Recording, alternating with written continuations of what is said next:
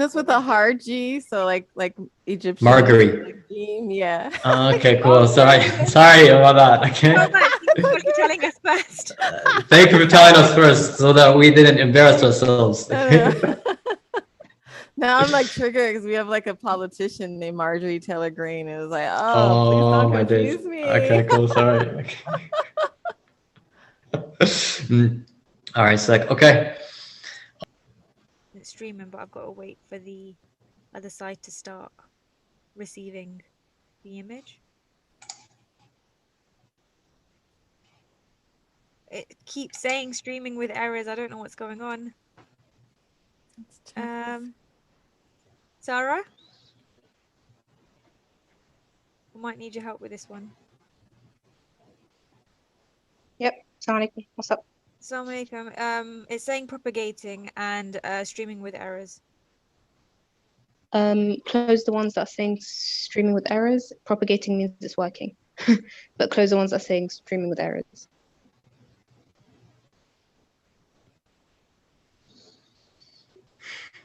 We're on.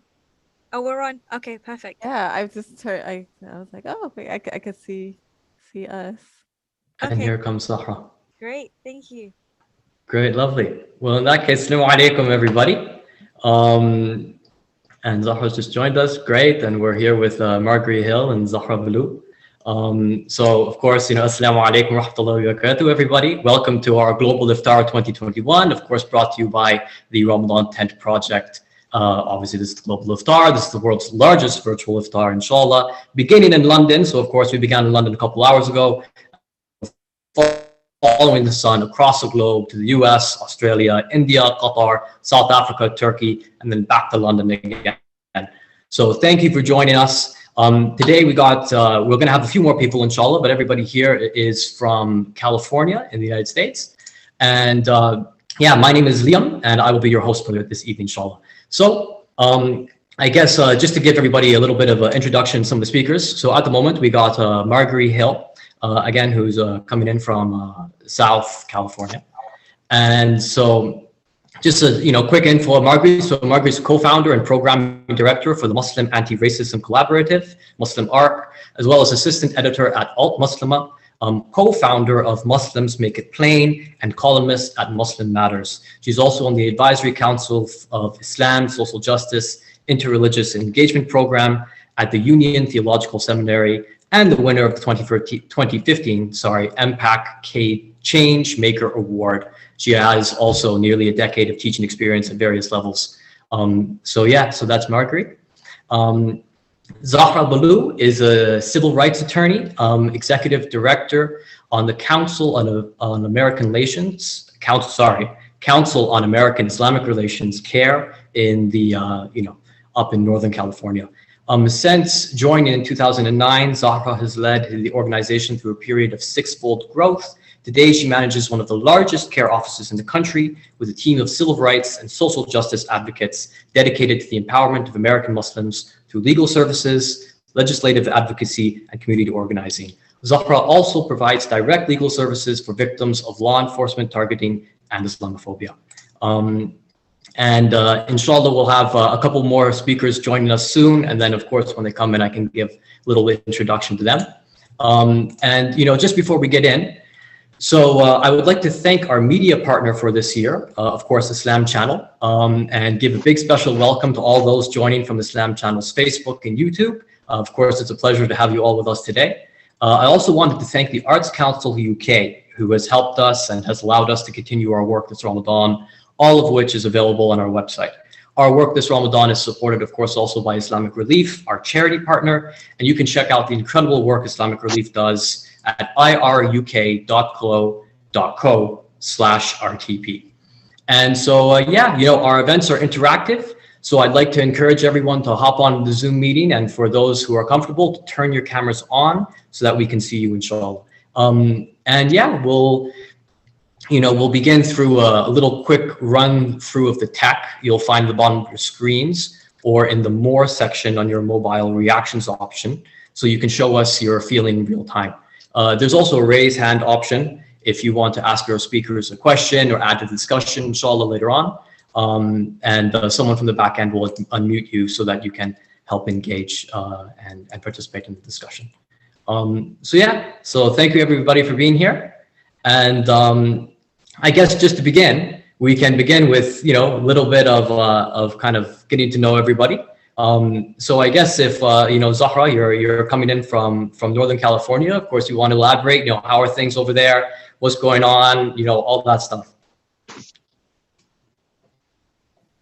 Sure. Assalamu alaikum, everyone. Assalamu alaikum, Liam. Assalamu alaikum, Marjorie.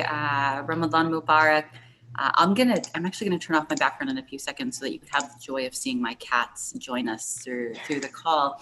But you know, Ramadan in Northern California, it's not quite like pre-COVID, but it's also not like 2020. And so there's this interesting hybrid of we're going to the masajid, they're open, people are praying with their masks on and 6 feet apart. Some people are socializing and having iftar together. Some are doing it safely, some less so. But I think there is a sigh of relief in the air as more and more people get vaccinated.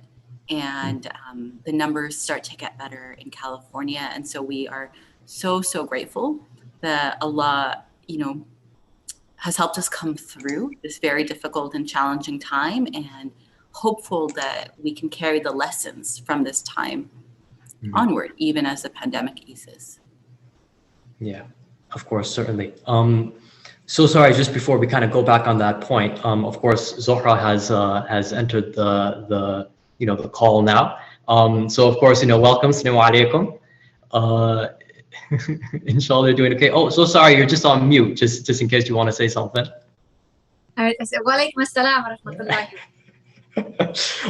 Great. So everybody, just for the audience, you know, just to give you guys a little bit of information on Zohra.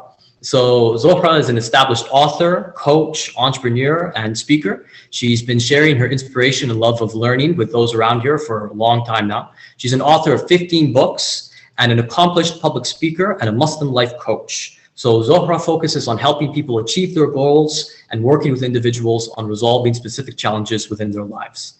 So yeah, so assalamu alaikum. So just, we were just saying that, you know, just starting off a little bit of kind of, you know, getting to know everybody. Of course, you know, you guys are all coming in from California, if I'm not mistaken. You know, if anybody else, you know, if Margari or Zohra, if you guys just want to talk about how things have been where you guys are, of course, you know, through this crazy time and all that stuff. Alhamdulillah, for me, it's been really good, to be honest with you. I always look at the cup as half full and take advantage of the situation. So since COVID hit, I actually finished my master's degree in Islamic studies. I got a lot of other stuff done that I normally couldn't do because I would be traveling or doing other stuff. So I just kind of rearranged, you know, life and thinking about, okay, what can we do to make the most out of this time? And in Ramadan, mashallah, tabarakallah, because my kids, some of them are younger and everyone can't be at the mosque. And some of the kids, there's like age requirements. So we actually started doing tarawih at the house. And my boys who memorized the Quran, mashallah, they're actually leading. So it's been a blessing because I am now using them to actually do it. Because if we went to the masjid, they wouldn't do it. They would just stand behind there. But now they actually have to do it. And they're like, oh my God, this is hard. So it's been a blessing in disguise, alhamdulillah. Alhamdulillah. Alhamdulillah. Good. Honestly, that's amazing news. That's very, very good to hear. Margari, how it's been for you? You know, how's it been down in Southern California? Yeah, I have to unmute myself. I do talk to myself a lot, especially with during the pandemic, as somebody that is like the only Muslim in my family. So it's like, you know, a lot of the iftars are by myself or just me and my daughter, and, you know, but like things are starting to open up and people are meeting socially distanced. Like we've been to a restaurant and went outside, and, you know, but there's events like this. It's like breaking fast with community virtually on a Zoom call. And that's also been an experience. It's been a beautiful experience because in some ways it has allowed me to connect with people that I normally wouldn't see for a long time, but it's like we kind of normalize meeting virtually. You know, like we still have people that are still you know, still having sick family members and still worried and getting calls, right? So there are people that are still mourning, but there are people that are still celebrating, you know, like they're gathering and you know, I just got my shot, my first dose today.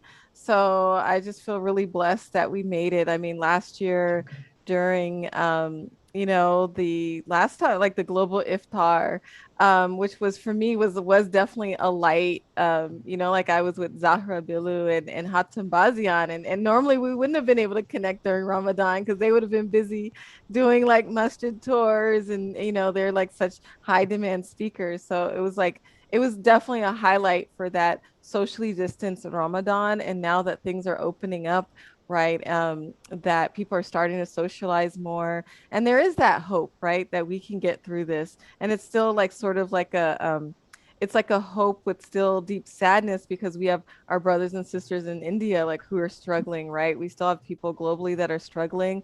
And so I'm just seeing a lot of people digging in deep to their pockets to donate and give. So it's like still a lot of generosity and a lot of care, as we're grateful to make it through a second Ramadan during this pandemic. Good, alhamdulillah. Exactly, alhamdulillah. Well, you know what, alhamdulillah, everybody's, you know, found a way, it seems, to, you know, exactly like, you know, be grateful and get through this. Is anybody else, you know, if you're here in the audience, if you want to, you know, tell us a little about where you're from and, you know, kind of engage with the speakers, of course, now would be a great time to do it. Of course, if not, then we can go into kind of seeing what the speakers have to say. But, you know, of course, if anybody wants to, it would be a great time. No, that's cool. Great. Well, you know, we have, you know, 3 speakers, and inshallah, you know, another one will be joining shortly. All 3 of them do amazing community work, like really, really cool stuff. You know, I gave you a little spiel of it kind of at the beginning when I was kind of introducing them. But everybody here has been involved in the Muslim community in the United States for a very long time. Everyone here has been doing very, very good work. So I guess, you know, if, to be honest, from any of you 3, kind of whoever would feel the most comfortable, kind of talking about what it is, you know, kind of how their journey has been, what it's been like, you know, getting to where they are and working and operating in that environment, and, you know, talking a little bit about their work. That would be great. Whoever wants to go first, really. Yeah, sure. I can start if you want. You know, to be honest with you, I've been on this journey for 12 years. And as a homeschooling mom and a lecturer and giving all this, I will tell you it's definitely not easy in the US. There's a lot of hate. There's a lot of racism towards the Muslim community. And you get to see it more when you travel within the US to places that they don't have a lot of Muslim communities and they're far from it. So we've experienced a lot of it, but you know, it just makes you stronger. It just brings you closer to Allah. It makes you more thankful. And for myself, it's been something that I learn from, I grow from, and I keep thinking, how can I make it even better? And so, you know, you don't quit. That's what you do. And that's what I've taught my kids. You don't quit. You get the death threats. As a speaker, I'm not going to lie. I go to lots of different universities and colleges, and I've had death threats many times, police officers in the crowds. I've had security, and I tell my kids I might not make it out of this, you know, but you don't let this die. You just keep going, keep doing the best. And we're here for a purpose, and just make the most out of it. So that's my experience. But alhamdulillah, you know, I'm here and we keep going, and I'm thankful. And like she said, all we can do is make every day our best and help each other, especially everyone that's suffering around the world, whether it's India right now or everywhere else where COVID has hit harder. And just keep it going and not dwell on the little things, and just, you know, try to do the best we can for each day we're here. Yeah, great, lovely, amazing. No, that's awesome. Zohra, maybe do you want to talk a little bit more about, you know, because of course, you know, you do a lot of amazing consultancy work. You know, you're an author of a great deal of published books. Maybe you would like to talk a little bit more about that, you know, kind of inform the audience kind of what you've been doing and the impact, inshallah, that of course all your work has made. You know, alhamdulillah, my books are in different areas. And I'll be honest, it's kind of when I'm inspired and motivated. I study a lot, I read a lot, and I teach a lot. But, you know, my biggest like goal in this life, my brother, is to please Allah. That's my biggest goal. And that's the biggest goal probably of all the believers, right?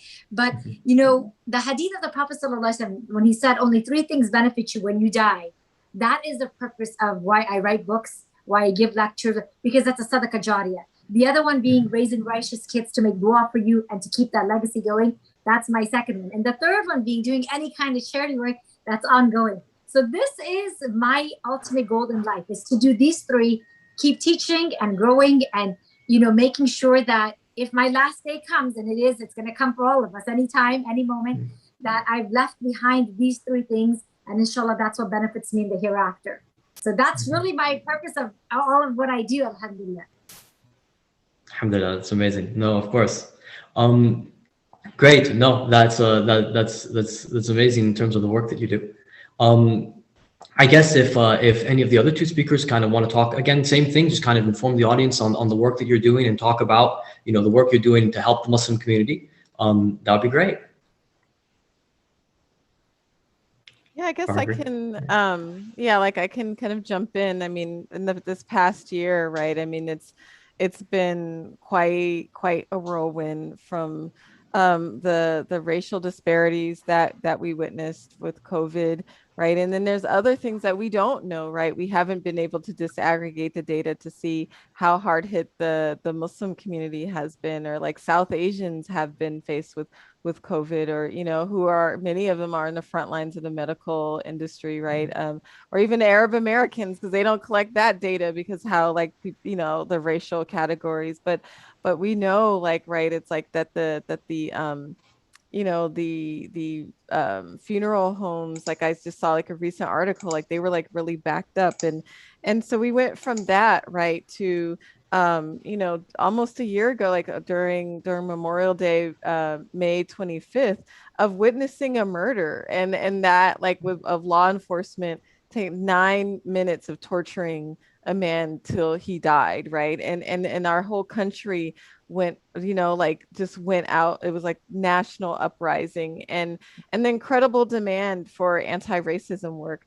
And so, you know, and in that time, you know, like, and it was a deep time of uncertainty for MuslimARC, as we had to reconstitute new leadership teams and build new teams to work in the different areas. And you know, so many answered the call for racial justice in the Muslim community, and they stepped up and they supported and they uplifted the work that MuslimARC has done, and that also meant an increased demand for our workshops. And so we were really busy, and, you know, and the community, like, you know, like it was, they really supported MuslimARC, and for us to be able to like reach out to like the masajid and board members and communities, and when my work was honored, you know, like I actually, like, and I didn't update my bio, which I got to, like, on that page, but it's just like, I mean, it was like, I literally like cried when I got like an email, and I was like, I don't know if I could make it, because I had like all these events. I had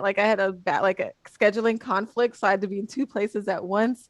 And when I got a message from the Council of American Islamic Relations National, and they honored my work as Muslim of the Year, and I don't feel deserving. Like, the only reason why I was like, okay, I'm gonna take this award, and I'm gonna like really speak to my team, the people that were behind us, and all the donors and all the supporters and the Muslims that were out on the streets, saying that Black Lives Matters, right? That are really pushing to address this like mass incarceration system, where we've invested so much money as a nation into punitive, right? And to you know, and punitive measures of addressing social ills, rather than focusing on like things like feeding people, right? Or addressing the root causes of why people commit crimes.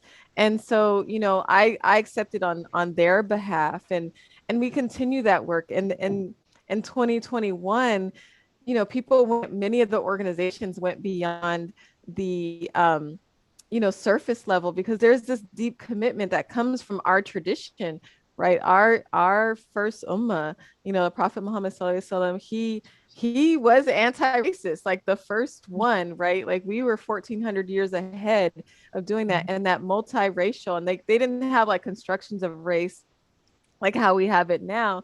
But we know it's like Salman al-Farsi, right? There were those of African descent. There were different tribes and different folks in you know that first ummah that were part of you know like that community and built that. And because of their efforts and their sacrifices, we're here today and we're able to like they passed on this deen. And for us, for me to do this work is really inspired by like it's deeply like one is like a faith imperative, right, for us to do it, and two, like a building solidarity, and for me to think about what is the future for our generations, right, as the most racially diverse community, like religious community in this country.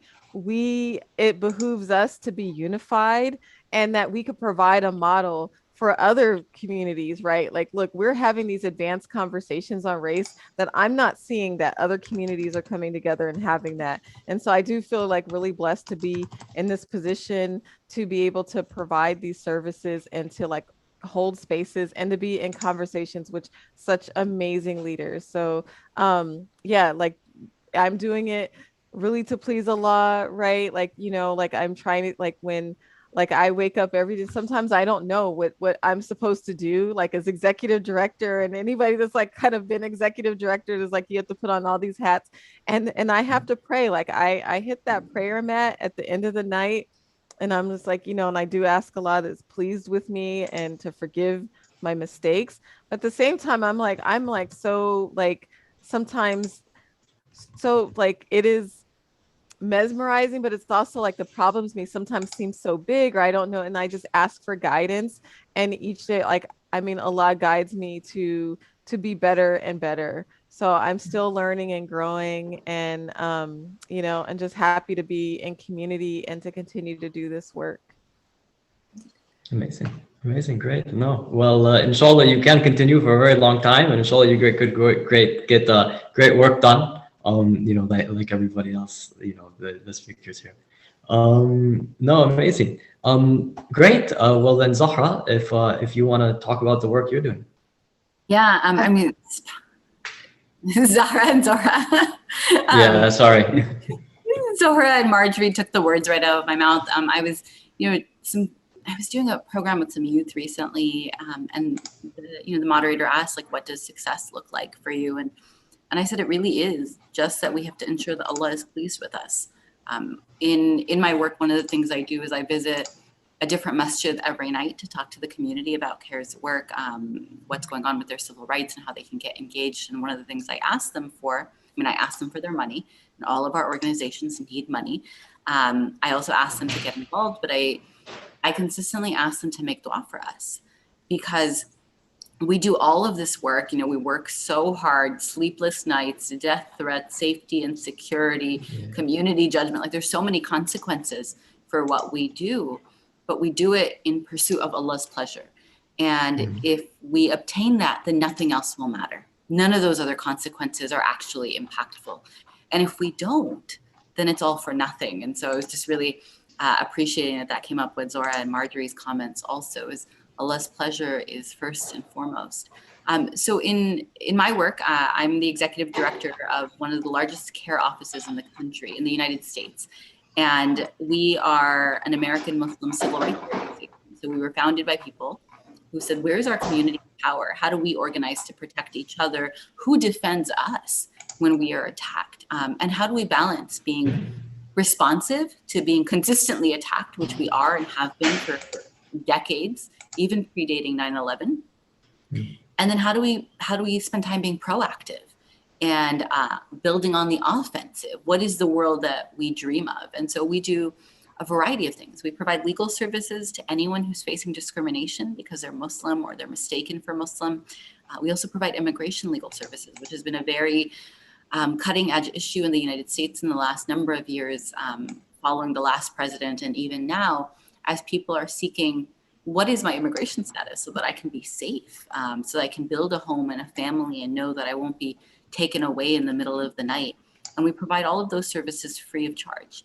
We work with the media to ensure that when there's a question of who Muslims are or what do Muslims think, Muslims are actually the ones answering those questions.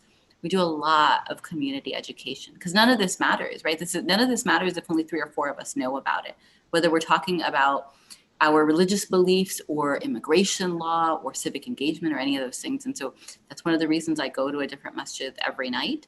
It's actually why I'll have to run off a little bit early today, is to make it to my commitment to be with a local community. And then we work with our elected officials and our community to build those interactions, right? While we need to have more and more people who believe like us, who pray like us, who have the same values as us in office, that is still not the case. And of course, having Muslims in elected office is also not always the solution. Sometimes they are worse for us than those who are not Muslim. And so we need to, walk that fine line, but really building engagement so that we can't say, well, why did they make those policy decisions? Did we call them? Did we ask them? Did we hold them accountable? And did we remove them from office when they didn't do what we wanted? And so we do a lot of different things. And as executive director at our office, I get to work with a team of 20 people, mashallah, who are really committed to serving our region's American Muslims and also working more broadly cross-regionally to ensure that we aren't just doing our work locally, but we're scaling, we're networking, we're learning, and we are ensuring that everybody can do what they need to. Yeah, great, amazing. No, that's all amazing. And Dr. Hatem has just joined us now. Assalamu alaikum, Doctor. Oh, you're muted, unfortunately. 1 second. Not the first time I'm muted. Assalamu alaikum, everyone. Wa alaikum salam wa rahmatullahi wa barakatuh. Sorry, so we were just everybody was just kind of talking about the work that they're doing in the community. Of course, everyone here does amazing community work. So everyone was kind of just telling, how they've been, what they've been doing recently or kind of, generally. So alhamdulillah, it went very well. For everybody who's watching, just to give a little introduction to Dr. Hatem. So Dr. Hatem Bazian is a co-founder and professor of Islamic law and theology at Zaytuna College. He's also a teaching professor in the departments of Near Eastern and Ethnic Studies at UC Berkeley, University of California, Berkeley, sorry. Dr. Bazian is also on the board of several organizations, including the Islamic Scholarship Fund, Muslim Legal Fund of America, and Muslim Americans for Palestine, of which he is also the founding president. So also, long history of doing very good community work, alhamdulillah. Assalamu alaikum. Alaikum salam. Doctor, I guess if we want to, more or less get right into it, if you're happy with that, everybody again just told us about your work. If you want to talk about kind of some of the work you're doing, whether it's focusing on, of course, the education side, or if you want to focus on the more community work, just kind of, give an introduction, how it's been, how you're doing work in community, what you're doing with the Muslim American community. That would be great.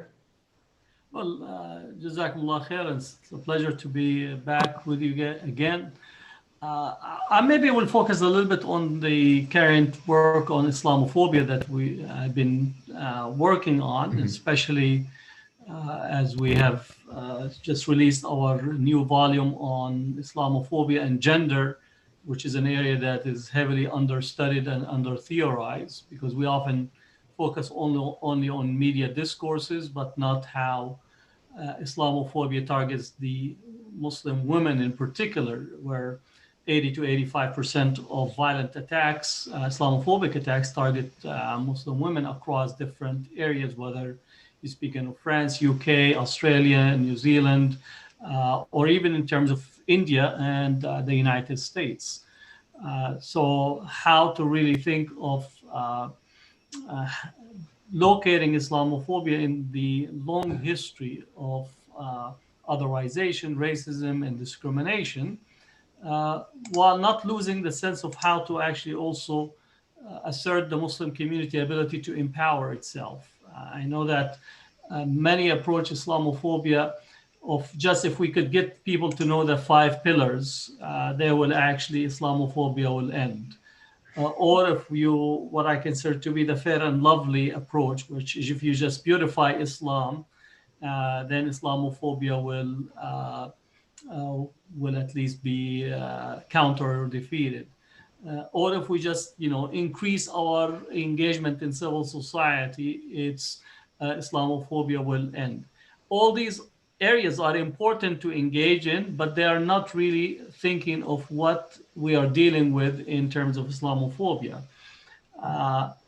Islamophobia is not really about Muslims. It's about the majority that wants to use the Muslims in order to craft its own identity at a time where they feel they're using the replacement theory, the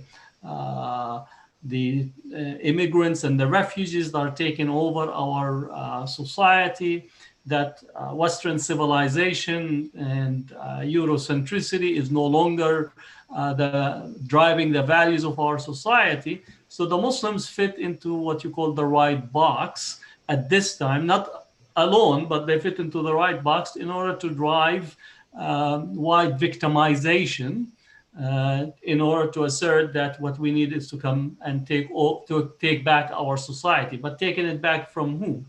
Right? In essence, taking it back from native populations, from the Black community, from the Japanese, the Chinese, the immigrant, the refugees.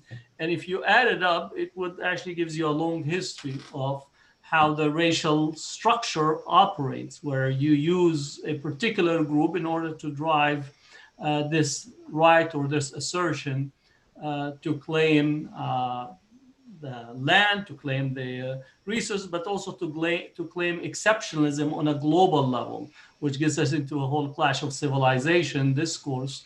Huntington, in page 20 in his book, he says that unless we hate what we're not, we can't really drive of how to love ourselves. So the whole theology is the theology of hate that is at the core of this clash of civilization. And I argue that it actually puts Christian theology on its head, because if Christian theology is previewed on love and the sacrifice in there, if you think about Huntington, is actually saying that the essence of how we drive self-love is by finding somebody to hate. I do recommend for him maybe to go to Dr. Phil or therapy, but unfortunately, when it becomes a driving policy, both domestically and globally, you see the consequences on that. So that just in terms of, I don't know how long do you want me to talk? Don't ever tell a professor to talk, because we're programmed for 50 minutes and an hour and 30 minutes on Tuesday, Thursday. So just tell me what, if it's a conversation, then we could go in that way, inshallah. Okay, great. No, inshallah. No, that was great. I guess one thing we can do, just because Margari and Zohra, I believe you guys have to go a little bit earlier, just because it's, of course, Adhan time, and have to leave. So I guess if we want to, kind of open the floor a little bit, just for, a little bit of question and answer. If anybody from, of course, the audience here does have any questions for any of the speakers here, that would be, now's a great time to ask, really. If not, I have questions, so it's okay. Great. No. Okay. So I guess, kind of for all you guys, but again, we'll, Zohra and Dr. Hatem, of course, you guys have a little bit more, so I'll address, you guys specifically in a little bit. But I guess, for Zohra and Margari, kind of in the spaces that you guys are operating in, and I know you guys all operate, in relatively similar spaces quite a lot of the time. But, kind of really, doing a lot of legislative work, doing a lot of, community work on the ground, so on and so forth. How have you guys seen, and, apologies, of course, this question's kind of like, oh, does that really make any sense? But, kind of in the wider discussion now on race and politics and everything within the United States, kind of what's the position of the Muslim American community, and how does the Muslim American community kind of fit into this discussion now? Is it playing a big role? And kind of what's the future, not just, of this discussion, but Muslim American community's place in this discussion, sort of thing. You guys get what I mean? Kind of?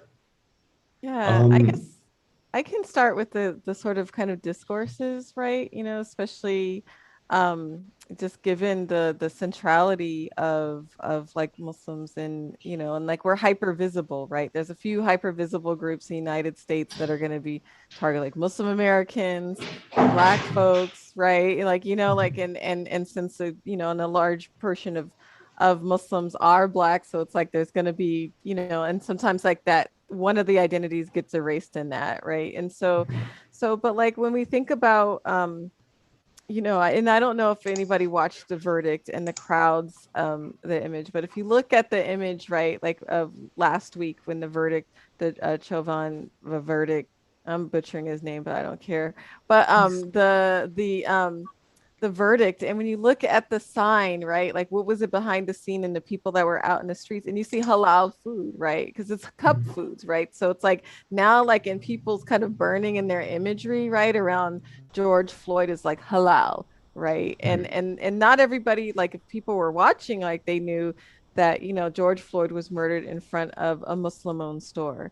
But this is also in like Ilhan Omar's district. So Ilhan Omar is one of the first Muslim women that were elected to the House of Representatives, right? So it's like her and Rashida Tlaib, and which in Detroit, which is also a very Black city. It was like, her Black constituents were like down for, and that shows like the kind of connections, right, in Detroit. But even just getting back to like the George Floyd thing, and the Attorney General, who's the Attorney General? Keith Ellison, right? And he's Muslim. So like Muslims, like in the biggest story, right? The most, that burned, like just changed everything, right? We were part of that story. Imam Makram also, like at the like his Muslim center, also provided some services to George Floyd. So like we're part, like we're deeply tied to that, and because of that, right, that caused a kind of racial reckoning in a way that I hadn't seen in a long time. I mean, I've read things, whether you have like Quakers who are like anti-racist, like there's some religious groups that were always abolitionists, right? But like for Muslims, like as like compared to other faith groups, like we were like, and ISPU has done a study on it. It's like we're much more likely to have more progressive views about race, right, and have critiques around the administration for being racist. But I think it was like because of like how deep those issues affected us, right, and as a community, we turned inwards to look at how did we internalize anti-Blackness? What were our institutions? Did they represent the plurality of Muslims? Were they representative of, the demographics? Were our masajid segregated? And many Muslims wrote pledges, like the institutions wrote pledges to address racial justice, and we were out on the streets, and you could see like the kind of visibility, in Minneapolis too, like the Somali community was out there in the forefront, African Americans, like Arabs, like all, like there was all sorts of Muslims that were out there. And so where we're at with racial justice, I think that from the discussions that were happening, both from a national level to community based, because I mean, compared to the year before, where I mean, we in our services, like when we were doing anti-racism trainings, the year before we had about 30, right? And they weren't that deep, but like there were like 30 trainings, maybe they'd be like a little hour workshop, it would be here and there. But last year it was like we did 68. Like, I mean, and these were like, some of these were like long workshops. These were like a lot deeper work, like the questions that were being asked, the work and the changes. Like, so we doubled, more than doubled our workshops, and, more than quadrupled the requests. And sometimes we'd have to compile, like we're like, okay, you and you, we're going to do this all together. And so there, I think as a community, that commitment was there. And, and it's not a separate thing, right? Like we know, like we are racialized, and that and that the stakes were so high in the election cycle, right? In the census counts, right? And so getting the vote out, the get out the vote efforts to really push for racial justice. So Muslims were part of broad-based coalition work. And and I would actually like defer to Zahra, who's doing the civil rights work, and Hatem Bazian, like in the Bay Area, because I know you also have different angles to talk about where we were at in this year of racial reckoning.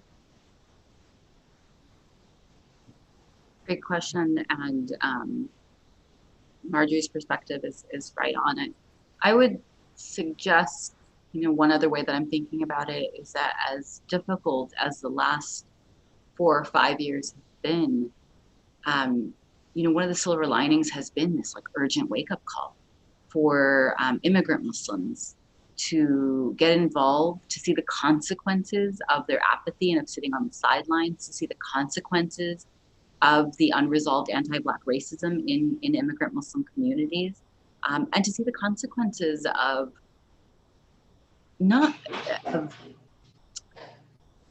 maybe only giving lip service to activism prior, right? Like we were confronted with all of that in the last several years in a way that we haven't been maybe since the first few years after 9/11. And so in addition to the very difficult and needed conversations and work around activism, I think there's also a lot happening around connecting the dots between so-called Muslim struggles, right, with Islamophobia and broader social justice struggles around environmentalism and immigration and police accountability and prison reform and the military-industrial complex and so much more. There are more and more Muslims that are stepping up and running for office. We haven't seen these kinds of numbers since pre-9/11, and I think even then we've exceeded those numbers, and it's young people.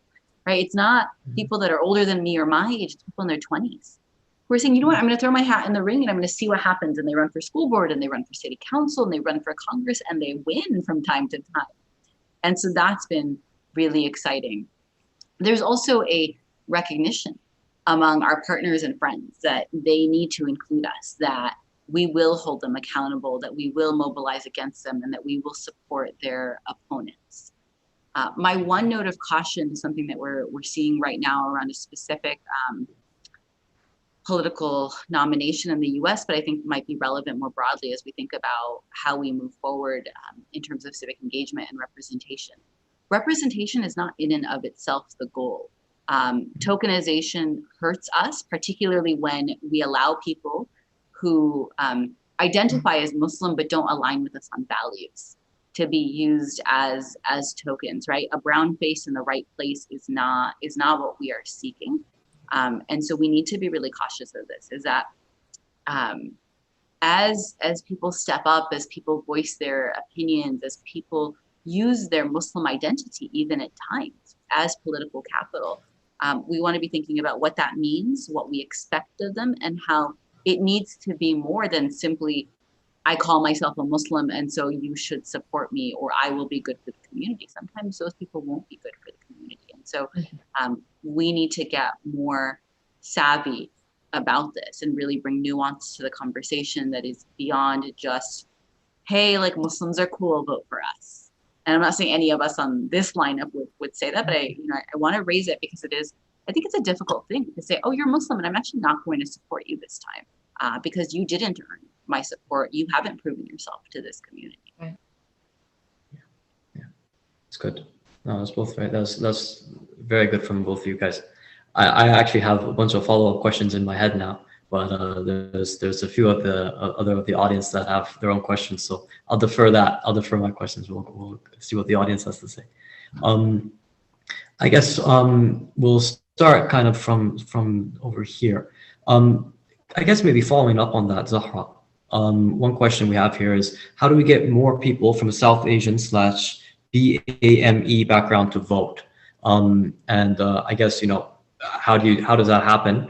And maybe if you want to tie that into, in terms of the relevancy and the how good of a thing this is, sort of thing. Yeah, I mean, I would offer a few things. One is peer-to-peer mobilizing around voting is still what I believe to be the most effective. I've been doing voter mobilization for 20 years now. And, when I think about the email lists we have today versus then, or the television ads, or the candidate forms, honestly, the thing that moves people the most is your friends and family. So if you're voting, make sure you're telling 5 other friends, make sure they're telling 5 other friends, right? I'm not going to vote because somebody sent me an email. I mean, I'm going to send the email, right? As someone who sends the emails, I'm going to keep sending them.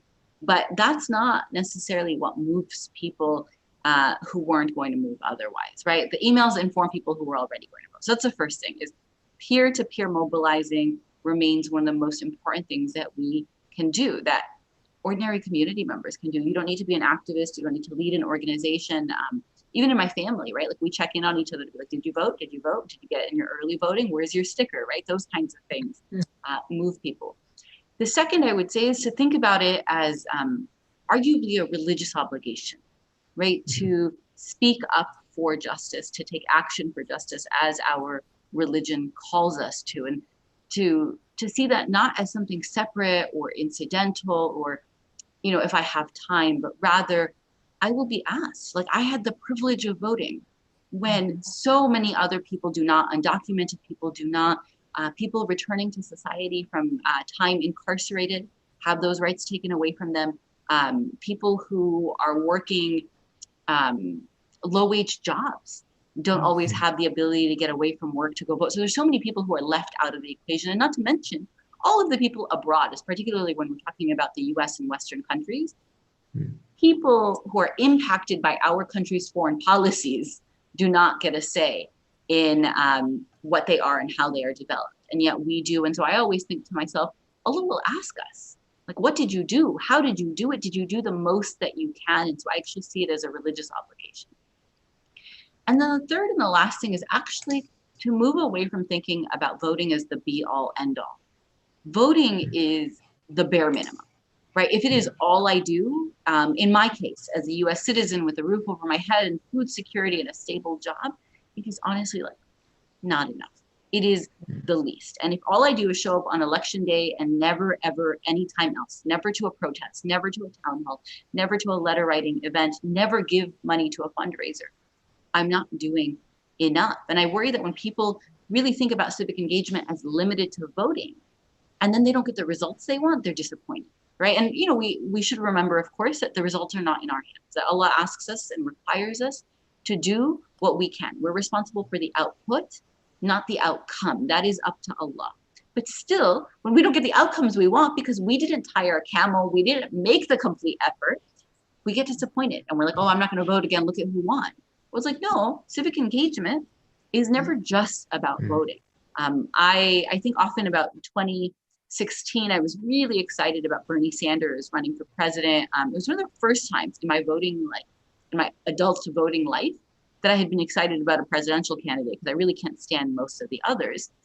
And when I decided to, you know, put my little old name behind him and say, I'm going to endorse this man for president, I also bought airline tickets to go to Washington, D.C.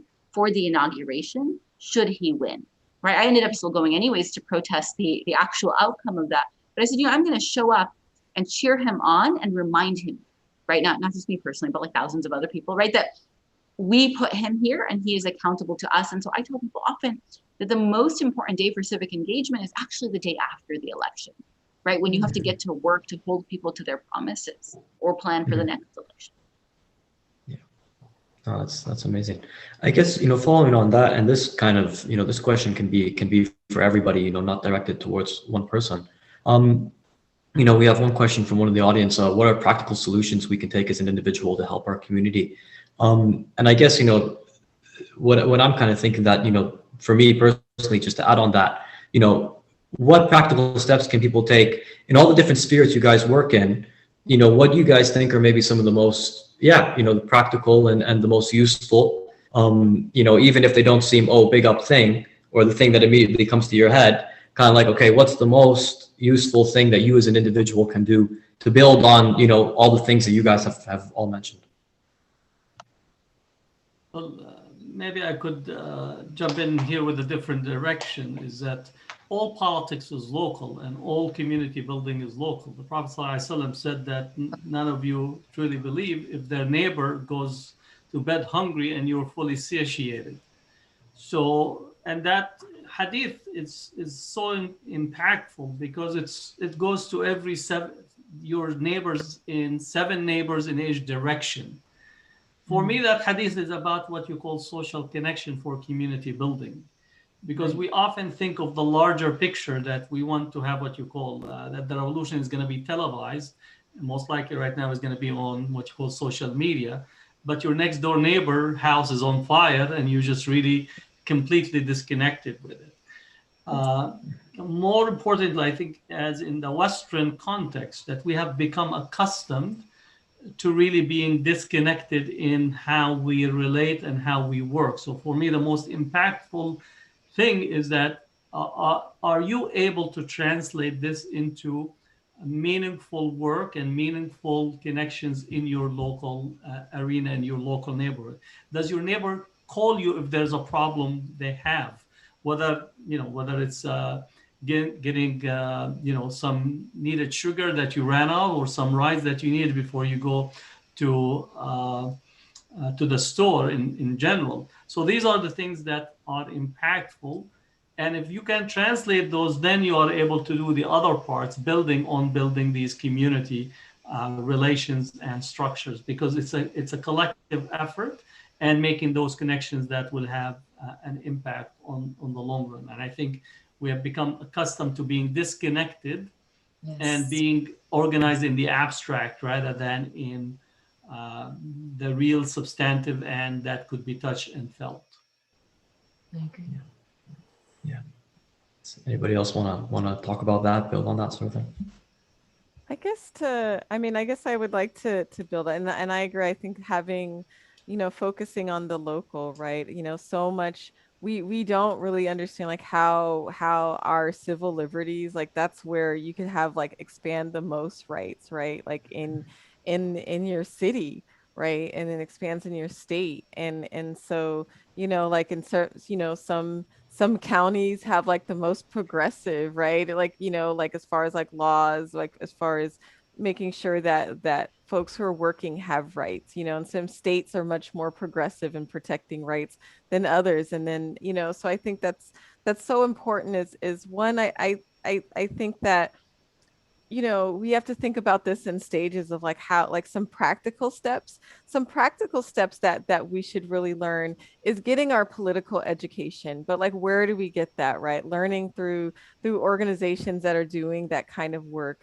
Like we really like, one, the demographics of Muslims in America would not have changed if you did not have folks going out and doing like just mass education for people for voting rights in the civil rights movements. They were going to sharecroppers to share stories, right? So like the first stage is, right, is like learning, sharing the stories, right? So we have to get in that mass political education led to the mass movement that we know of, like of the civil rights movement. And from there, we had the Voting Rights Act, and then that led to eventually like the Immigration Act, which opened up and allowed for people coming from non-European countries to actually become and get citizenship, when that was like, there's so many pathways to stop that.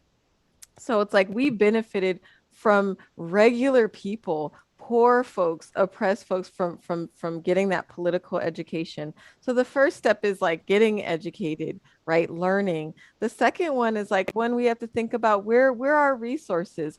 Resources aren't just money, but even though like money is a big factor, and especially if you don't have the time to give, you can even like, even if you don't have a lot, you could pool money. You can go and ask people like, hey, I'm doing a fundraiser for these people that are ensuring our civil rights, who are ensuring our human rights, who are working to protect the environment. You can start to pool money together, doing a fundraiser. There's so many creative things that you could do as a stay-at-home mom. I started MuslimARC as a stay-at-home mom. Like now I'm like career woman, fly all these different places and everything. But there's so much that in civil society that regular folks do. So the areas that we can consider careers, if you're a bright person and you understand business, right? Running a nonprofit is like running a business. Like, don't just think the only career that you could have is as a doctor or engineer. That go for a PhD in education, or business administration or nonprofit administration, in philanthropy, right? We need the whole ecosystem. So be okay with your children even taking those careers, because it's not that bad. It's like, it's A'udhu actually billah, really a'udhu beautiful. billah, right? For someone that came in this Yeah, chat. like, so just like, I know, like, I mean, if my daughter's going to go into this work, I'm like, you do your best, right? And you get the education and the skills. So you're the nonprofit management, or if they're going into politics, like, they're bringing their best, right? So I think being open that you could work, in social change, that there's careers in this. And or if you don't want to work, you have your career and you're set, volunteer if you have a few hours, right? Volunteer. There's lots of opportunities, especially now virtually, or even the day of, to spend some time working with the organizations, because as you get to know them, you'll build a second family, right? And sometimes you just may even provide some relief for input. Join a board, learn to be a good board member. We need good board members, right? Like, so there's so many areas that you could be involved, from committees to volunteers. And finally, like, just as a reminder, we have to redistribute. We have to think about our giving, annual giving, for those of us who are getting older, or even thinking about our wills, thinking about, like, okay, what are we going to pass on? We should obviously pass on to our children, but thinking about for posterity, right? That sadaqah jariyah could be in those organizations of giving to endowments, starting down endowments, and let's think like very creatively around that. So each of those are like ways that we can escalate up, but it's sort of like opening up our mind. And we really should think about, as far as like, this is not just giving to help other people, but this is giving to ourselves. This is giving to our souls, and thinking about how we could support. There's so many resources that we have to offer, our expertise, our money, and our time, that, in different stages of life, that we could support the work. Yeah. Amazing. Amazing. No, that's great. Does anybody else wanna talk about it? But of course, that was great from both of them. Oh, that's perfect. Yeah, great. In that case, we'll have a few more questions. Let me just get through these. Actually, one thing is, I guess, we have one question here from one of the audience members. How do you introduce social justice into our spaces, as introduce it in a way to everybody without forcing or polarizing anybody? So again, I guess, kind of building on what was just said, of course, about, local work and, reaching out and so on and so forth. What would you guys say, again, whether this is relatively open, or whether this is, again, sorry, Dr. Hatem and Zohra, just because you guys are here for longer, sort of thing.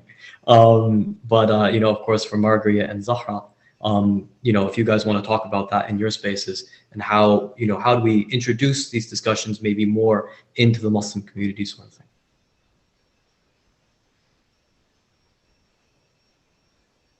It's up to you guys. And I think that storytelling is such a great way to make these connections, right? I was talking to a family member recently about the crisis with migrants coming across the U.S.-Mexico border. And by crisis, I mean the crisis that the United States has created in their countries, forcing them to flee, and then the inhumane conditions we put them through when they seek safety. The conversation was around, what does it take for a family member to send their child on this arduous journey? Because it is so unbelievable, I think, for many parents who have the privilege of raising their kids in the United States, and middle class and upper middle class backgrounds, generally safe, to think of parting with your children in this way.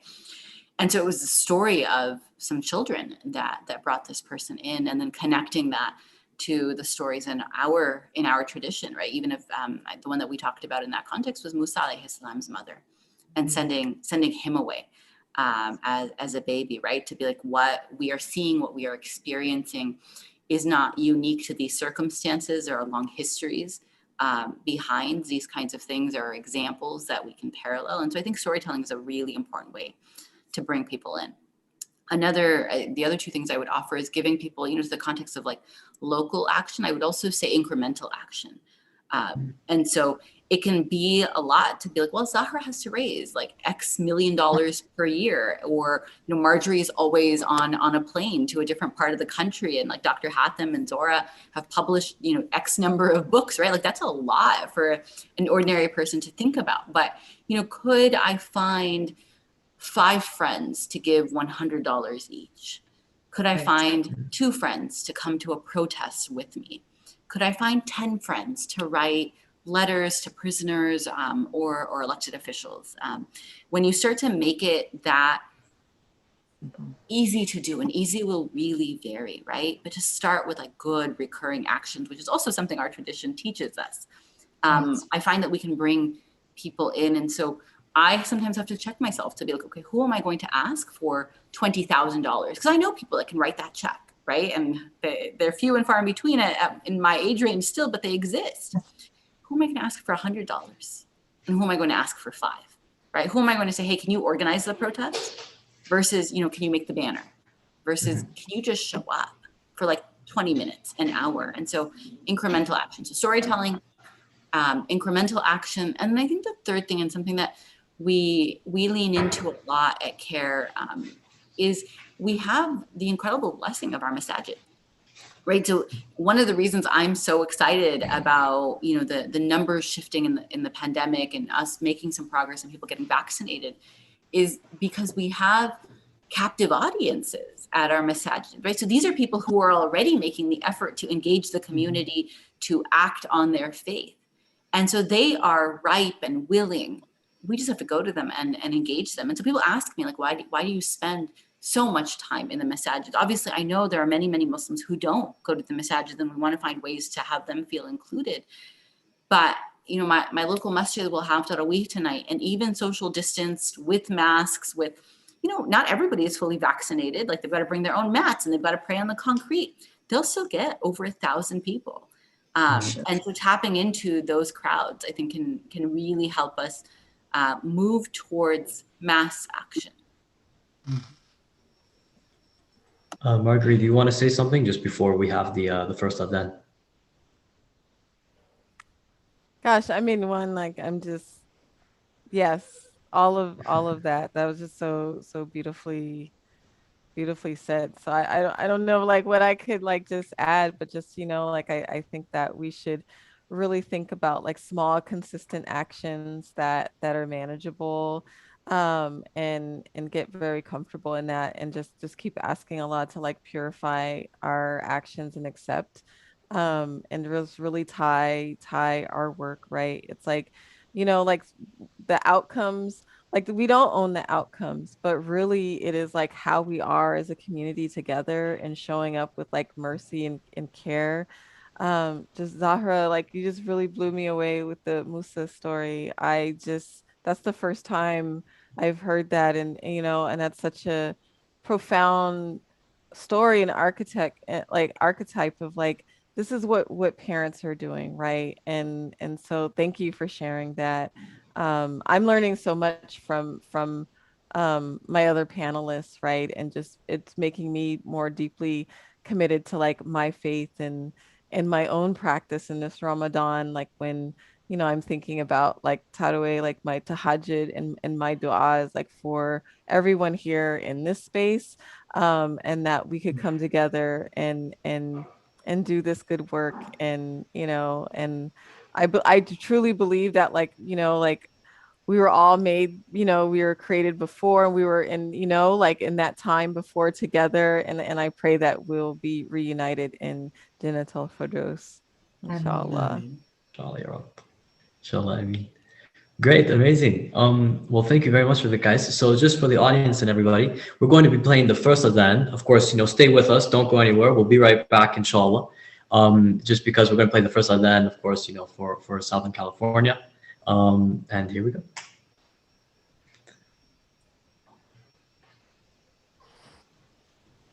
اللهم إني لك صمت وبك آمنت وعلى رزقك أفطرت ذهب الظمأ وابتلت العروق وثبت الأجر إن شاء الله. الله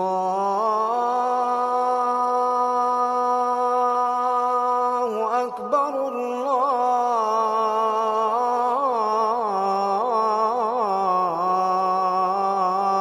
الله أكبر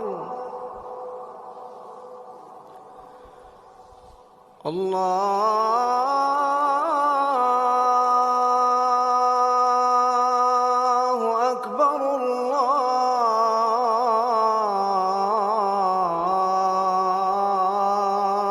الله أكبر أشهد أن لا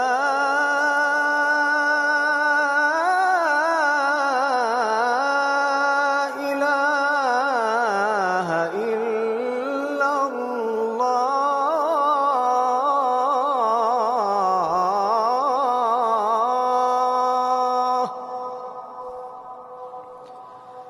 أشهد أن لا إله إلا الله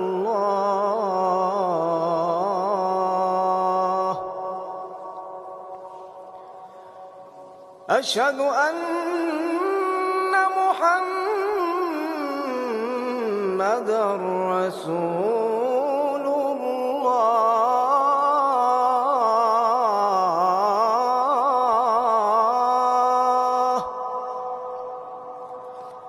أشهد أن محمدا رسول الله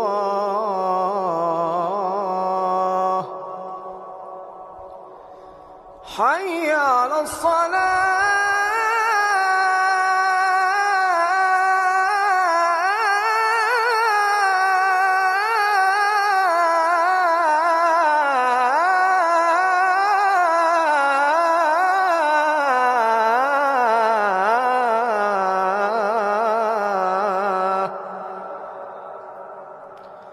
حي على الصلاة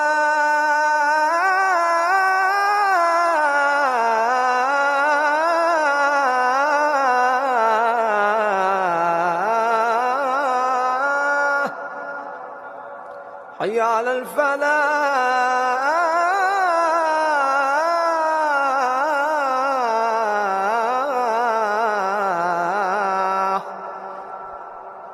حي على الفلاح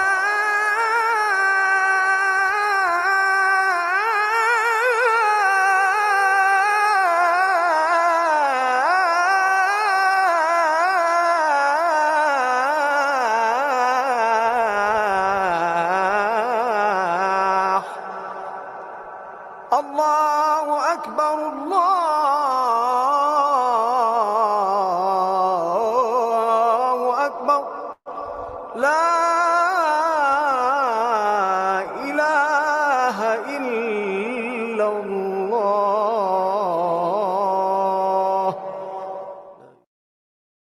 اللهم رب هذه الدعوة التامة والصلاة القائمة آت محمدا الوسيلة والفضيلة وابعثه مقاما محمودا الذي وعدته إنك لا تخلف الميعاد.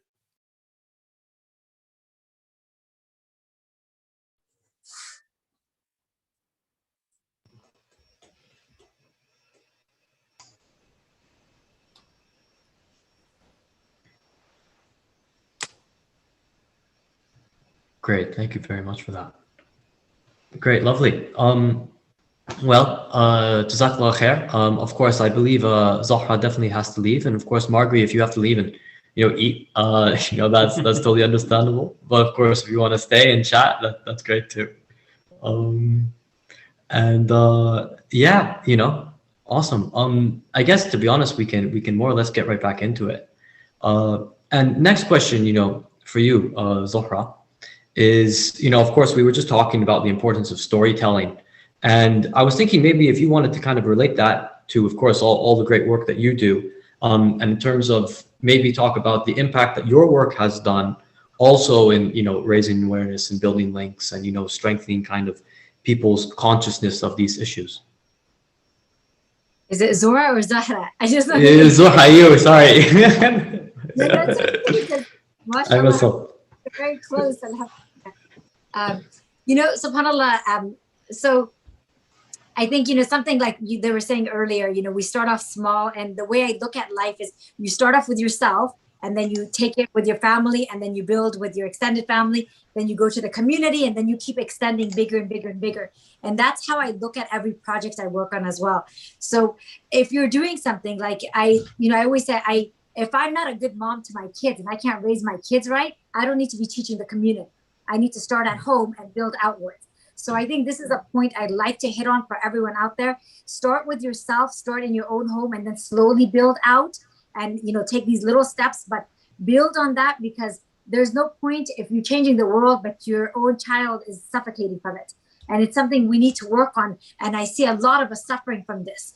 So this is number one. Number two, I'd say, you know, when you're working on the projects, and, you know, share it with your kids, share it with your family members, let them see it, because, you know, there's three types of people in this world, right? People who make things happen, people who watch things happen, people who wonder what happened. And we need to be the ones who are making things happen, but we need to share that with our kids and show them that they too can do it. So they're not going to be just like us. Our kids won't be. And I've learned that the hard way. I'm telling you, as a homeschooling mom, I'm like, all right, you're going to do this. And they're like, no. And I'm like, why not? They're like, because I'm not you. I'm like, okay, so what will you do?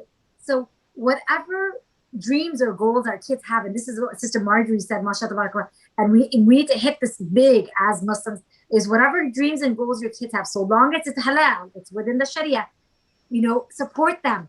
Let them do it. Let them get big, and let them be the best at it. And really, when we're going to affect people the most is going to be when we are the best. So if we are the best ourselves and we work on ourselves, then our neighbors will see it, our coworkers will see it, our audience will see it, our readers will see it, everyone will see that. So when we work on ourselves first, then we expand out. That's and like the, you know, doctor said, you know, mashallah, do our neighbors know us? If we're going to say no, our neighbors don't know us, we have a lot of work to do. Before we go out to our social media platforms, let's get to know our neighbors. Let's get to let them feel comfortable with us and be that. And I'll tell you just one short story with this, because I think it's so empowering. You know, when I moved into a new community, I go and knock on my neighbor's doors, take some food. I'm the one that goes and introduces myself. And one time I went to literally my next door neighbor, and she didn't open the door, and it was me and my kids, and I took some, and she's like, no, I don't want it. I said, oh no, I'm not selling anything. I just moved in next door. I just wanted to introduce myself. I bought over some food. She's like, no, I don't want it. And I was like, okay. Now I couldn't see her because she was talking through a screen door, but it was very dark, and I couldn't, you know, I was trying to see who I'm talking to, and I said to myself, I said, if this neighbor knocked on my door in the middle of the night, I wouldn't know who she is. I don't know if I'd open the door. Now, when I did this, I got to meet like 5-6 neighbors. One evening, maybe 5-6 days down the road, one of the neighbors got locked out of his house. He literally he went knocking on the neighbors' doors. No one opened it except us, because I got to meet him. He came in, it was cold. He got locked out. He thanked me. He used our phone. He waited in our house. I offered some food. I mean, this guy was so thankful. Now, I couldn't have done that had I not met him, because I wouldn't know is really my neighbor or not, right? So it's so important for us to know our neighbors and get to know them and be there for them, whether they're Muslim or not, and show them really what Islam is about by our actions, because this is exactly what the Prophet ﷺ taught us, because that's what we build on. And that one person, you know, knowing me, then he's going to tell his family and his friends, oh, it was my Muslim neighbor that, you know, and that's how Islam gets to be what it is, because it's through our actions. And so start off small and just get to know your neighbors and your schoolmates, your coworkers. Get to know them. It's okay. Open up with people and let them see who you really are, inshallah. No, that's amazing. And actually kind of related to that. And, you know, of course, at least in my head, this is kind of like, you know, a big topic is, of course, the issue of parenting, right? And, you know, of course, there's always been challenges, but, you know, there's, for a lot of people in the Muslim American community, you know, I'm not American, I'm Canadian, I'm from Toronto, but like, you know, it's kind of similar sometimes. A little bit. But, colonialism.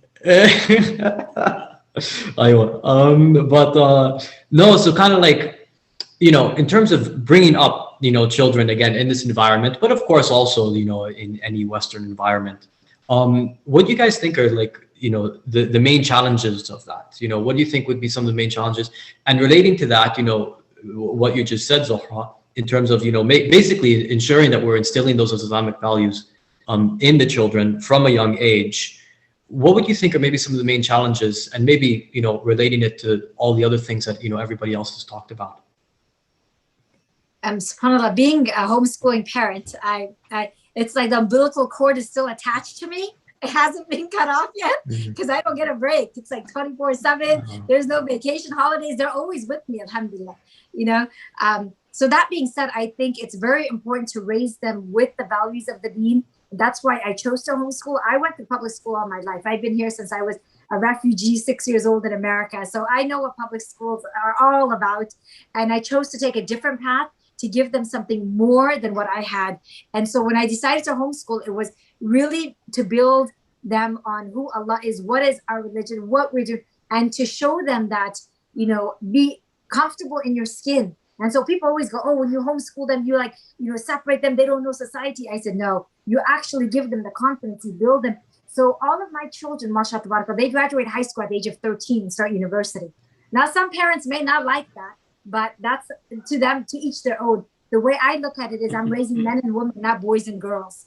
I'm raising a generation where all of my kids, mashallah, between them have authored 15 books. They're international speakers. They've got black belts in Taekwondo. They do lots of stuff. So I am raising leaders to go out there and say, okay, what are you going to do? Now, they're all going to do it in their own individual way. They're not going to be like me, but whatever path they take, inshallah, they have a strong foundation of who they are and what they want to do. One of my sons tells me, Mom, I'm going to be a YouTuber and I'm just going to give dawah through YouTube. And I was like, yay, I'm so excited. Okay, you be you, inshallah. Just be the best here.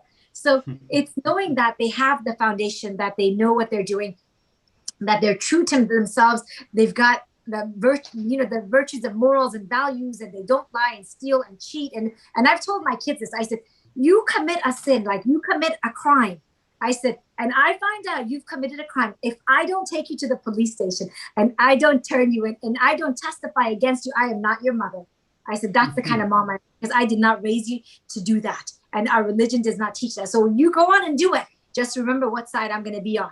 And my kids were like, yeah, all right. I think we'll have more mercy from the judge and everyone else than my mother. So it's so imperative that as parents, we become role models and we try to do our best, but we teach this to our kids from an early age to do the right thing.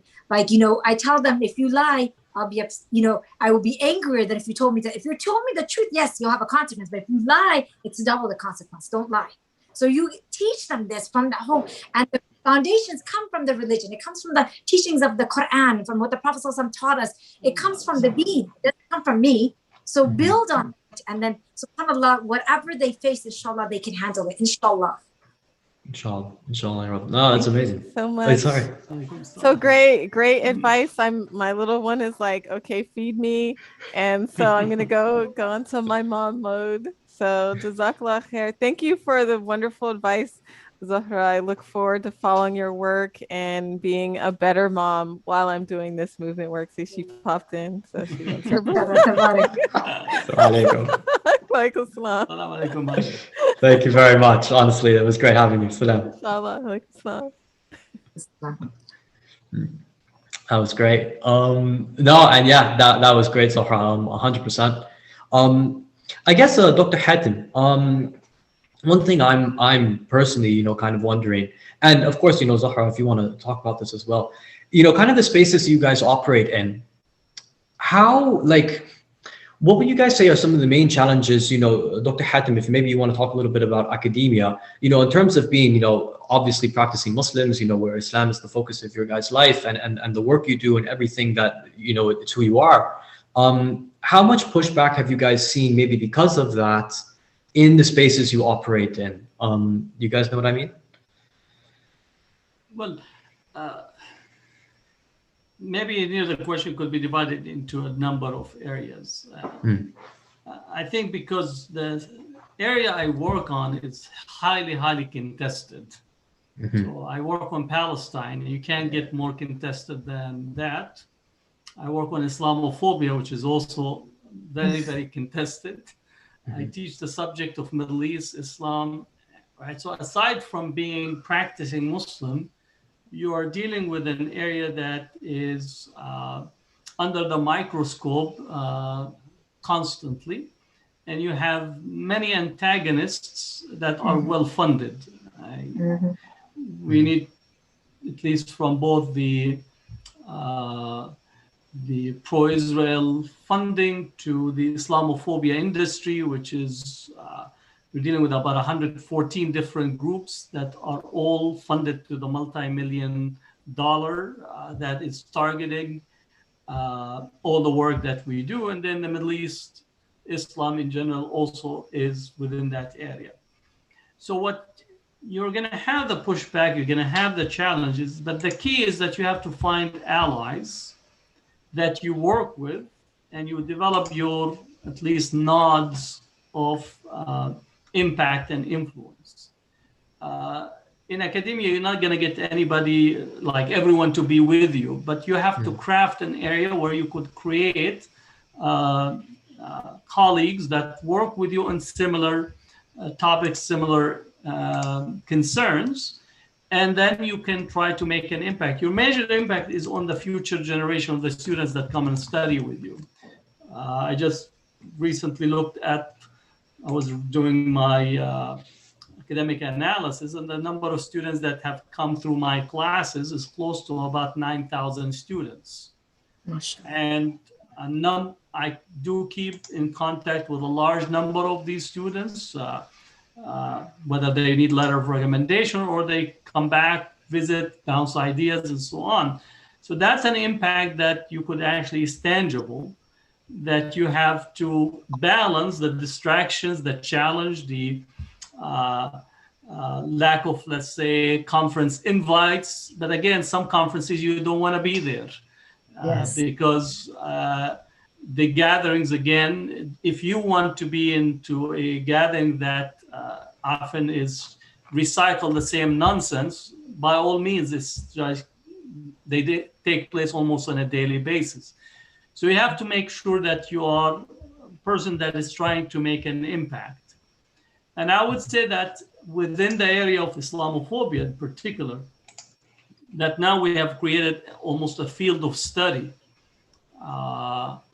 with a cluster of people that have came together to create that space. Without university support for the most part, without institutional support to the level that you would possibly have in other arenas. But it is because it's an academic field with a cause. It is not for you to get what you call that affirmation from academia or those who are custodians of the canon and with problematizing the canon itself. So I think that you have to do that.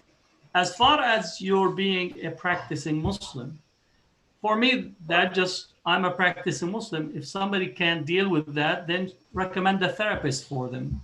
That you should not accept to be the therapist of people that have committed themselves to being closed-minded, that there is something called Muslim and they're practicing and they see the world in different ways. So, and I think often we begin to try to cater to people's attitude and perceptions and negative reactions. And in this sense, we undermine our own ability to have sovereignty of our own self and our own practices as Muslims. And this is, again, not to go out and you're trying to fight everyone. It just says, here what I am. If I don't tell you that you're X, Y, and Z, why do you come and knock on my door and to say, I don't like this? I said, does my door say that I'm a therapist for anyone that has a problem with Islam? Right? If my door says that, then you knock it. If it doesn't, then, you know, I am not in here. I often say to people, I'm not in here to actually solve colonial questions. Because for me, a question about Islam is a colonial question. And in the same way that you don't knock on my next door neighbor who's teaching biblical study and you actually knock on them and say, I have a problem with the field that you are engaging in, I have a problem with the Catholic Church. I don't see my next door neighbor in the college actually they might have a debate and discussion in the classroom, but nobody knocks on their door with that question, meaning Islam is a question, a Muslim is a question. The question is only if you actually give it recognition and you begin to answer it. Once you begin to answer it, then you have lost your sovereignty over yourself and your sovereignty about Islam and Muslims and so on, whether in a university or any other setting. So what we need is to really understand your point of departure. The other has to adjust to who you are. You don't adjust who you are based on the attitude, perspectives, or the desires of some individuals, academic or otherwise. Wow, that's amazing. No, that's very, very good. And we only have a few more minutes left to the adhan. But Zohra, of course, if you want to, again, maybe build on that, talk about some of the challenges you've, come across. As you said at the beginning, some very serious challenges, and how you, keep strong through. SubhanAllah, and Dr. said it very well, mashallah. Speaking at colleges and universities, you get all sorts of people there at the events. And this is like, keynote speaker or whatever you call it, for 1 hour, 60 minutes, an hour and 40 minutes. But being there, I will have my hecklers in the room standing up and just trying to make a seed. And you just have to learn, like the doctor said, you have to be in control of the situation, number one. But you have to be very confident in who you are and what you're doing and where you are and in your skin, so that you're not insulted, you're not affected, you're not worried. Like, I was walking one day with my daughter and my two cousins' daughters that were walking, and these guys walked right by us in San Francisco, and they're like, "Oh, take those towels off your head." And I turned around and I looked, I said, "Oh, you don't like the color?" And I just kind of like threw a joke off. So you just kind of throw it off and not be worried, I mean, I was in Palo Alto at Stanford. I was going to Stanford Hospital because I had a brain aneurysm a few years back, and I was going for a second check, because I got out of Kaiser, and my sister said, "Let's stop at IKEA and let's just, get like fresh air before you go to the hospital again." I said, "All right." So now I am like with morphine, I'm buzzed, I've got a brain aneurysm, and I'm walking slowly through IKEA, and this guy walks by, and his wife is pushing the shopping cart. They're in their 50s, white Americans, and he goes, "Oh my God, look, there's a terrorist coming up." And because I was high on morphine and I just kind of looked at him and I said, "Thank you, sir, for your nice words." And I just kept going. And my sister's like, "What'd you thank him for? What did he say?" I said, "Oh, he just called me a terrorist." And mind you, I wrote a book called "No, I'm Not a Terrorist," right? But point being, there's times where you just have to make fun of it. You just have to relax. You have to know who you are. Don't get offended. Don't be upset. There's a lot of ignorance out there, and I don't blame every single person. Sometimes it's the media, sometimes it's the TV, sometimes it's what they read in the news, sometimes it's how they were raised, and you just have to give people a chance and just let it go. And our job is, for me personally, is if I can make a difference by showing who we are by our actions and answering those questions. I do answer the dumb questions. I won't lie. When I'm sitting in the plane and people start saying, "How come your people go doing this?" I will get in that conversation. I'll say, "Well, how come your people go doing this?" And we go back and forth. But I do it very politely. I have fun with it. I enjoy it. And by the end of the time, we've exchanged email addresses. I send books out. So it's just a matter of being comfortable in your skin, being confident in who you are and what's your purpose in this life. And to be honest with you, I always tell my kids, it's funny because every time they tell me you're going to die, I'm like, all right, I'm going to meet Allah. Like, I'm just all excited, like, Mufti Menk, you better be ready for my janazah salah, and I get all, and my kids are like, "You just want to leave us." And I'm like, "Oh, I'm just ready. When Allah says it's time, it's time. Like, I'm not going to fight this, So if you're comfortable with who you are, you're going to be comfortable with every moment of your day. You just do your best. You're going to have everything come to you, because Allah tells us, He's promised us, the closer we get to Him, the more difficult our test will be.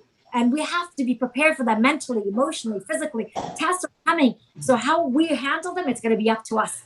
And the best way to handle them is with patience, and how the Prophet ﷺ taught us. The more we know our deen, the easier it'll be, inshallah. Inshallah. Amazing. Jazakallah khair for that. That was great. And everybody, of course, it's the adhan time now. So we're just going to play the adhan for everybody, inshallah. Inshallah. اللهم إني لك صمت وبك آمنت وعلى رزقك أفطرت. ذهب الظمأ وابتلت العروق وثبت الأجر إن شاء الله.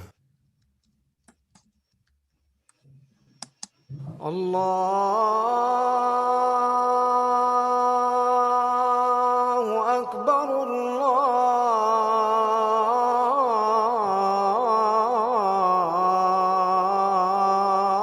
الله أكبر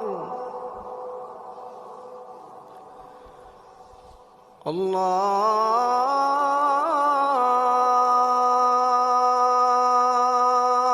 أكبر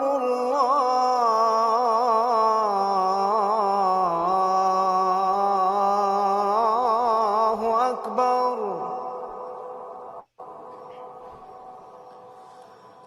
أشهد أن لا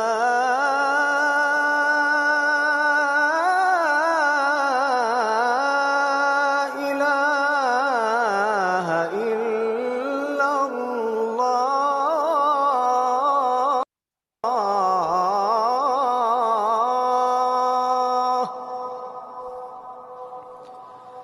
أشهد أن لا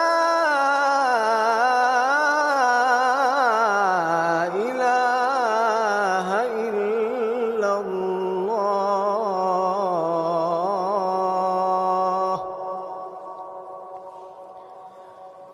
أشهد أن محمدًا رسول الله.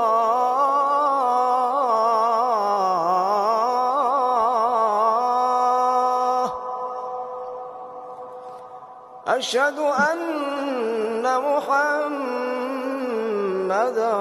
رسول الله.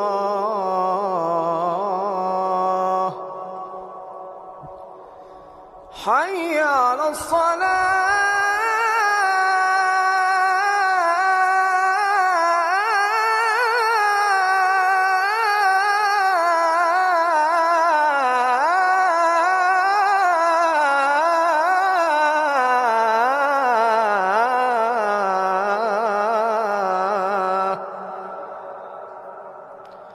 حي على الصلاة.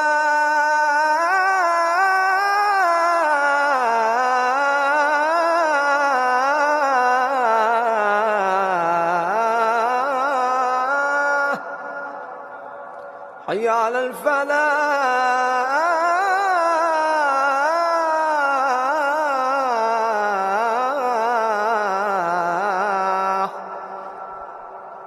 حي على الفلاح.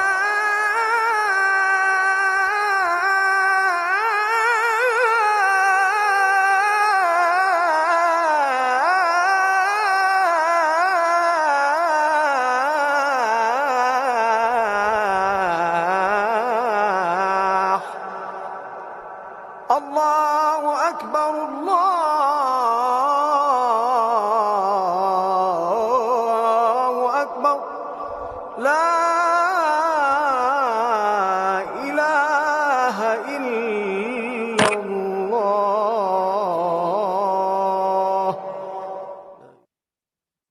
اللهم رب هذه الدعوة التامة والصلاة القائمة آت محمدا الوسيلة والفضيلة وابعثه مقاما محمودا الذي وعدته إنك لا تخلف الميعاد.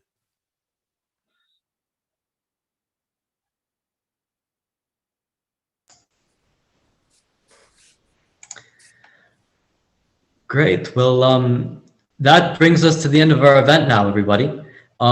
So of course, Dr. Hatem had to leave, but of course, Sister Zohra, thank you so much for coming. Honestly, massively appreciate it. It was a great event. Honestly, genuinely, it was really, really good, and it was great talk, and we learned a lot. I certainly learned a lot. I know inshallah everybody else did. I'm pretty sure they did 100%. No, so honestly, Jazakallah khair. And of course, just before we wrap up, I just want to say thank you again, of course, to Islam Channel, our media partner this year, and also to the Arts Council UK for making this event possible. And again, you can read more about how we are fighting world hunger with Islamic Relief at iruk.co/RTP. And just before we leave, also, I just want to remind everybody, I guess, that of course, Ramadan is the month of charity and giving. So we wanted to encourage you to support the Ramadan Tent Project and help us continue our work. Your support is vital to keeping us going. And inshallah, as the world transitions back to normality, we can get our in-person events back up and running, after the pandemic's over, obviously. But also, keeping events like this going, right? This was a great event. It was done by Zoom, and we need your support in order for it to keep going. So please check out the links in the chat box, inshallah. And any amount that you guys can donate is greatly, greatly appreciated. Jazakallah khair, and thank you everybody for coming. And inshallah, whoever's having iftar, have a great iftar. Assalamu alaikum wa rahmatullah. Wa alaikum assalam. Assalamu alaikum, everyone.